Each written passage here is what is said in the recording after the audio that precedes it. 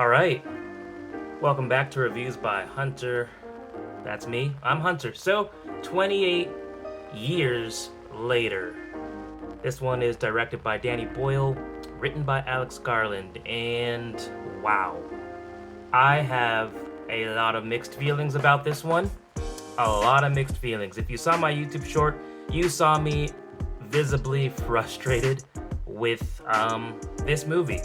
Like, I will tell you right off the bat, this review will have spoilers, and like right off the bat, I will tell you, some people are calling this the worst horror film of the year. Some people are calling it the best. I lean towards it being one of the worst. I was super disappointed with the movie, dude. Because I feel like once again, this movie was a product of like false advertising, right? If you watch the trailer, which I actually have playing in the background right now, it felt like we were getting promised a super fun, action-oriented zombie horror thriller, and it just felt, the tone of the trailer is completely different than the movie as a whole, okay? So, let's get into it. 28 years later, man. So, it takes place, as the title suggests, 28 years later after the rage virus outbreak, except this time we are in London. There's this small little town that lives on the coast in London, okay, and they are quarantined. The rest of the world, we don't know at first what has happened, but we know that this particular community is quarantined. They're connected to the mainland via this like long path. I think it's called a causeway, and you can only cross it during, oh god, they said it a billion times and I'm already forgetting. You can only cross it during low tide, not high tide. If it's high tide, you can't swim. You can't even swim to the mainland because the currents of the ocean will pull you in and you'll drown. So, I mean, let's talk about some of the things I did like. For one, the cast. The cast was really good. You had Jodie Comer, who plays Isla, the wife. You have Ralph Fiennes, who plays Dr. Ian Kelson. Aaron Taylor Johnson plays Jamie, who is the dad.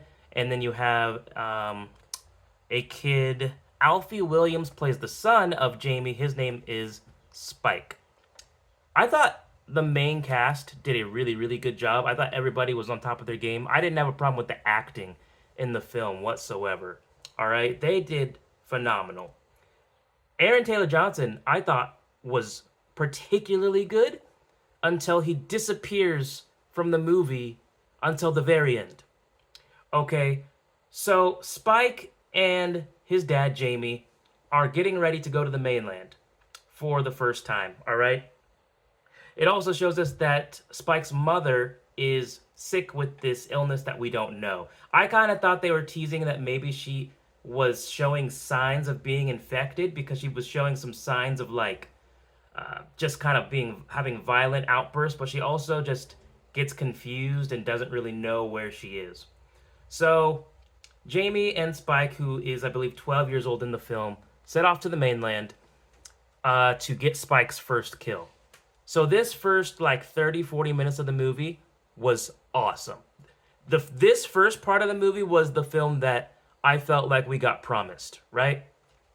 You have this very tense, intense tone. You have this peaceful community, but once you go to the mainland, one of the members of the community tells Spike, you're on your own. Basically, if you can't find your way back, no one here is permitted to go get you because basically it will dwindle their numbers, right? So once they make it to the mainland, right off the bat, I was loving the movie, man. Aaron Taylor Johnson brought this like really intense version. I felt like this. He played a very intense character. He jokes around, but when it's time to get serious, he gets serious, right? There's these really interesting editing choices that the movie makes. It's very chaotic. Like every half second, it's switching. You're being shown a completely different scene. It's very erratic. I didn't mind it at the beginning. It can be a little bit distracting though. Um, so while they're on the mainland, they come across these uh, basically new versions of infected. They have evolved. Evolved is the word I'm looking for. Evolved version of infected. Okay, and one of those evolved versions is called an alpha. It is taller, stronger, and more intelligent than your regular infected. And for whatever reason, also has a really long ding dong. There's a lot of full frontal zombie nudity in the movie for whatever reason. In one sense, I look at it as like, I mean, they're zombies. I guess they don't have a fashion style. They're feral, wild, hostile creatures, right? Who have lost their humanity. Naked zombies make sense, but like, it was very hard to miss how much zombie ding dong is in the movie. But anyways, there's a lot of cool action scenes where Spike is trying to get his first kill with a bow and arrow. That's all him and his dad have is a bow and arrow.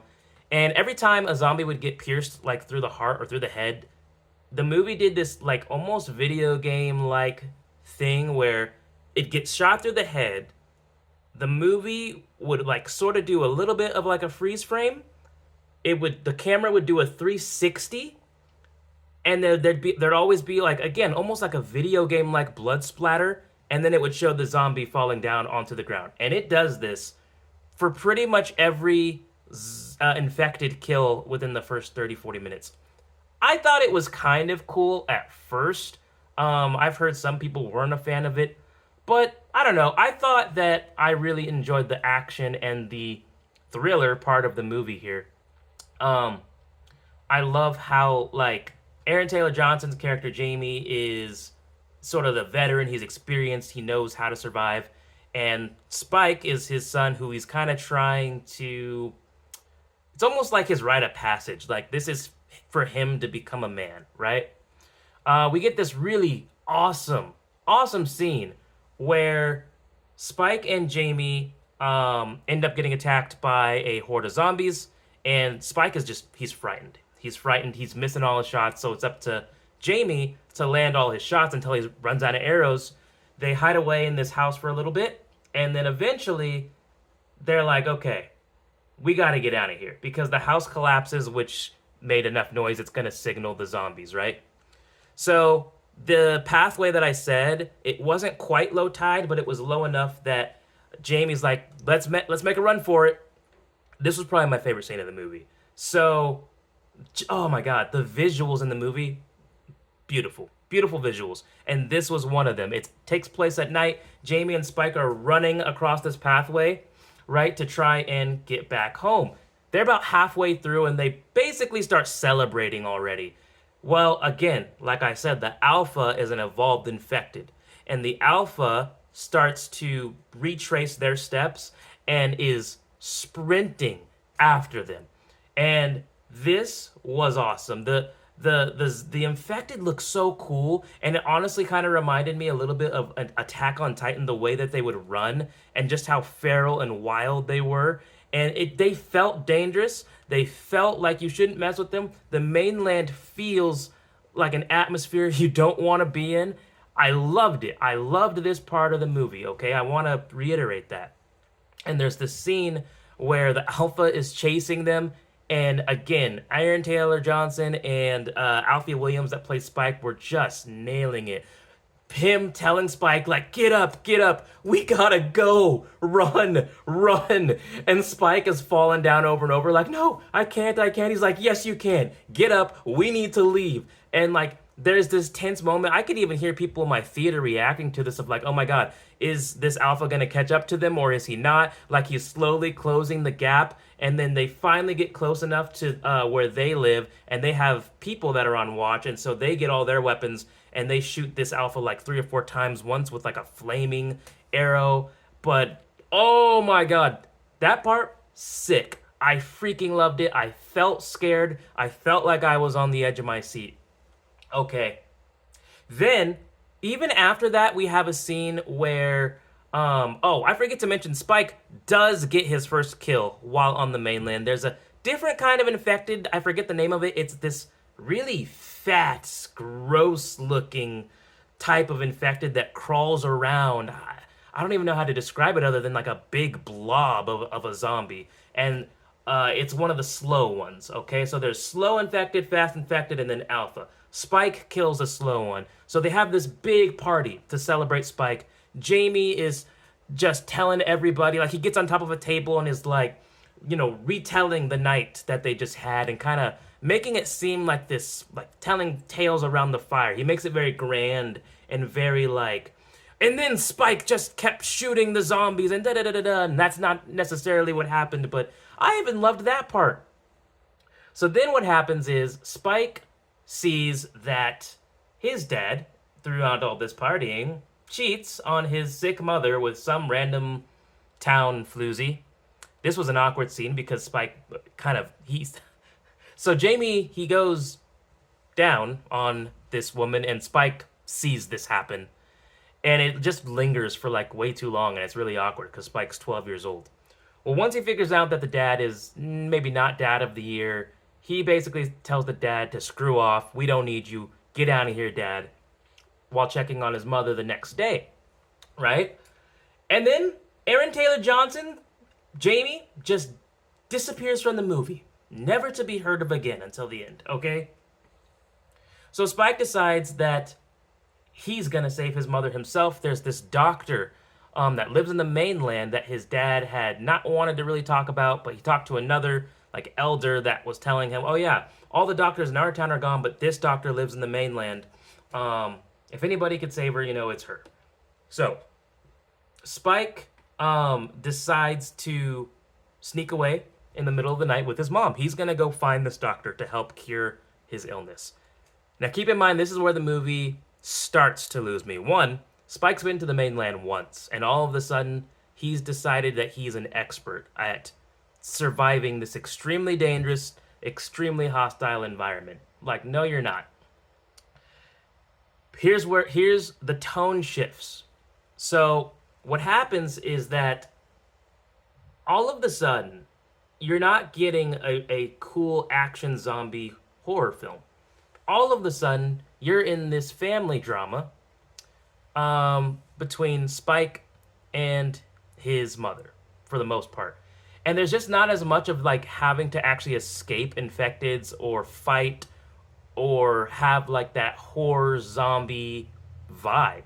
Honestly, it starts to feel like a movie that's between a mother and a son that happens to have zombies in it, and it's not fun. It's very slow and very boring. It starts to drag, right? It takes you from being on the edge of your seat to literally wondering when you are going to get to see more cool zombie action. And I wasn't a fan of that.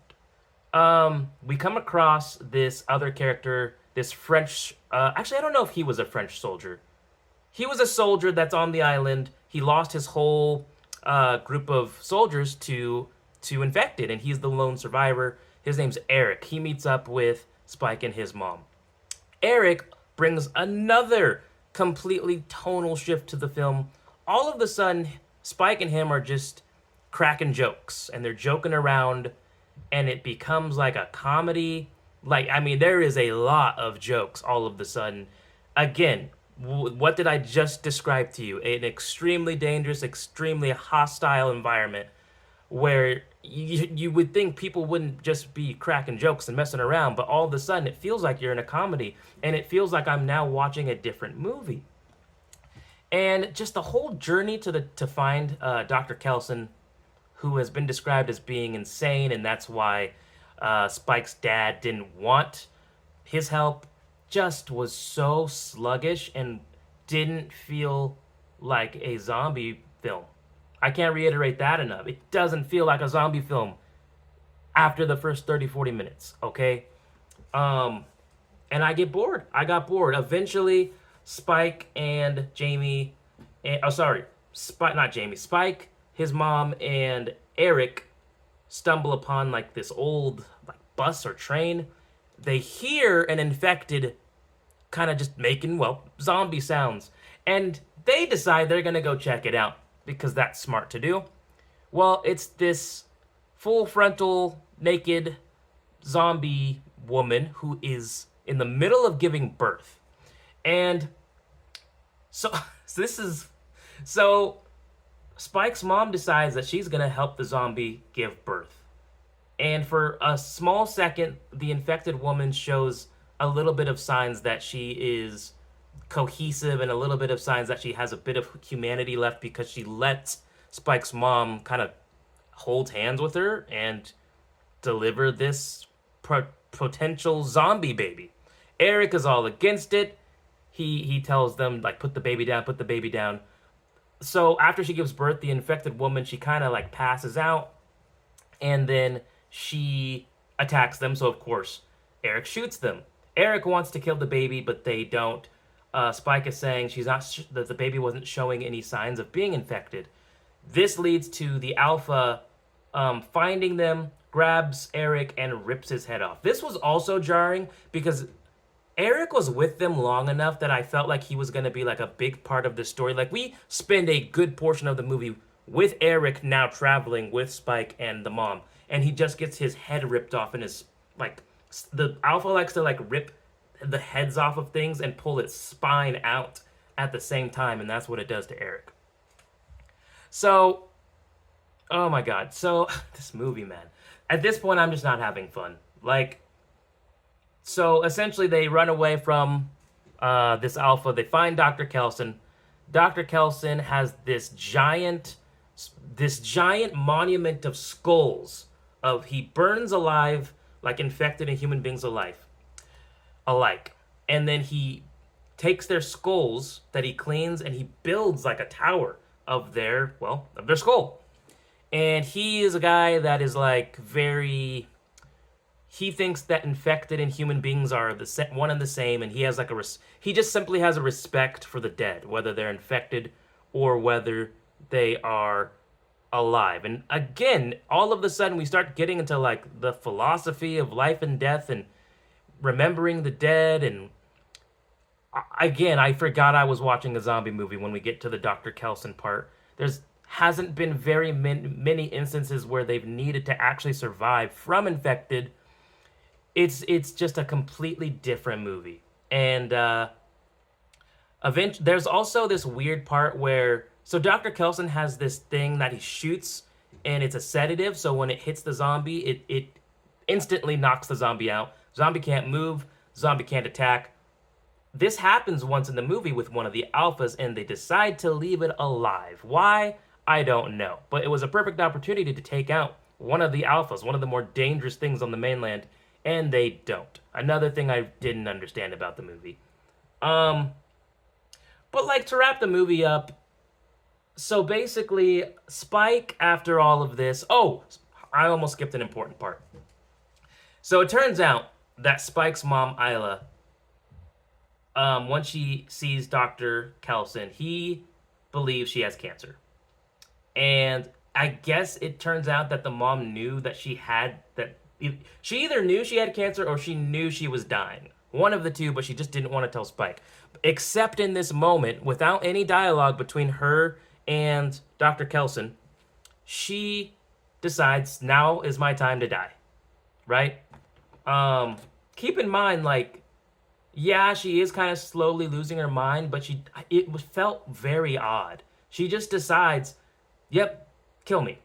And then, so the doctor hands the skull of Spike's dead mom to him and tells him, put it somewhere nice.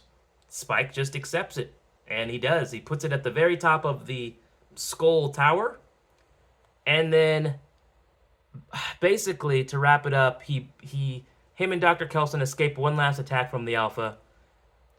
Doctor says, all right, time to go home, right? So Spike drops the baby off at the doorstep with a letter telling his father that not to search for him. He wants to be on his own for a while. Take care of the baby. It was born from an infected, but the baby's not infected. Dad runs out and tries to see if Spike is still there since the baby was freshly dropped off. He can't. Again, this is the first time we see Jamie since the beginning of the movie. I thought he was such a strong character, and he's just not in the movie. He's just not. He's just gone. It's so weird. Like, I really wanted to see more from his character, and we don't get to see hardly anything. So Spike is now in the mainland as a 12-year-old on his own, limited survival experience, limited combat experience, and I guess he's, his dad got what he wanted. Spike is sort of grown into adulthood, right? And he comes across some zombies, and basically he shoots one or two and then runs away, but basically comes to a dead end, and he can't escape. So he's stuck between a rock and a hard place, okay? And all of the sudden, I witness one of the worst endings I have ever witnessed in a movie, ever. All of the sudden, this guy comes, this guy just appears out of nowhere, and I swear he was wearing like a tiara as well. He's like wearing a bunch of jewelry, a tiara, and like a track suit, and is like, "Hey, looks like you need some help there, buddy. Mind if we step in?" And then all of the sudden, a group of people in tracksuits start doing front flips and back flips, and they come out posing like ninjas or Power Rangers or bright colored candies. I can't.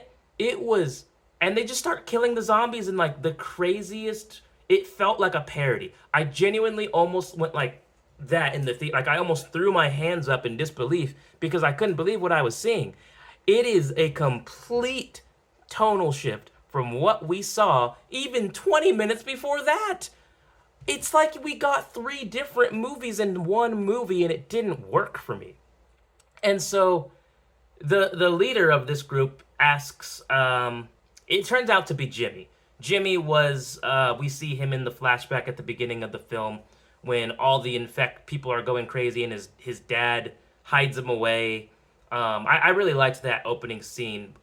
Again, the opening scene was very intense and was very fun as well. But he asks Spike if he wants to join him, and then the movie ends. And I can't explain in words how jarring it was. I went from zombie horror movie flick, intense, edge of my seat, legitimately scared for the characters and whether or not they're going to survive when Spike and his dad are on the mainland, to now Spike is just on his own without his dad, who was a really strong part of the movie, to a comedy with him and Eric, to a SNL sketch parody of a film. I'm not joking when I say they are doing like front flips and side flips, and like just, it felt like I was watching anime but brought to life in my zombie movie. And I just felt like with this film, it was so disappointing, man. This is not what I wanted to see, and I'm so tired of movies dropping trailers that make you feel like it's going to be one thing and it's completely different from what they promised you. Basically, this movie ends up being like a zombie movie that wanted to be really artsy and really profound because it's written by Alex Garland, and it just didn't work for me, man. I just wanted you to do the simple thing. I wanted you to run the ball up the middle and just give us awesome zombie action with some fun horror scenes. And I only got it for like 30 minutes, and then they decided, yeah, that's enough for you. That's all you get. For last I saw, the movie has opened up to around 30 million box office. As a matter of fact, though, this movie, it's an 89% on Rotten Tomatoes. Most of it is from critics. Critics seem to love this film. Audiences are pretty split from what I've seen. A lot of people have said the same thing I have, which is that this was disappointing and that it wasn't what people expected. I think they were afraid to market it as being a more, a deeper, artsy film. They were afraid to advertise it as that because I think they knew general audiences wouldn't want to go see it. So they gave us that really cool trailer. And the only way I could actually like describe it is, imagine going to a restaurant that serves steak, and they've been advertising all week that they have this great new York strip steak that they're gonna serve you. And you get to the restaurant and they serve you steak, and halfway through eating it, they take your plate away, and instead they give you a mix of candy corn and gummy worms. And you're like, what? I didn't ask for this at all. What is this? These two things don't even go together. That's what 28 years later basically feels like to me, man. I am so disappointed. And I was so bored and confused for the majority of the film that it just took me out of it. And that ending made me feel like I was watching a parody of a movie, not the actual movie itself. It turns out, and I went into this movie not knowing, that this is the beginning of what is supposed to be a trilogy. So this movie was the setup to two more films to come. And it very much feels like that at the end. You can tell. It's another one of those part one setup films that they're scared to tell people that that's what it is up front because they don't know if people will want to come see it. And I just feel like this movie is going to go down as my most disappointed. Sorry, everybody. I literally ran out of storage as I was recording. But essentially, I feel like if I had to give this movie a rating, I would probably give it a 5 out of 10. And that is because it takes you out of the movie to go through, the tonal shifts are too much. The editing is chaotic. I didn't know I was watching a setup movie to a trilogy going into it. I didn't know I was watching an artsy zombie family drama comedy type of thing. One of the worst endings I've ever seen.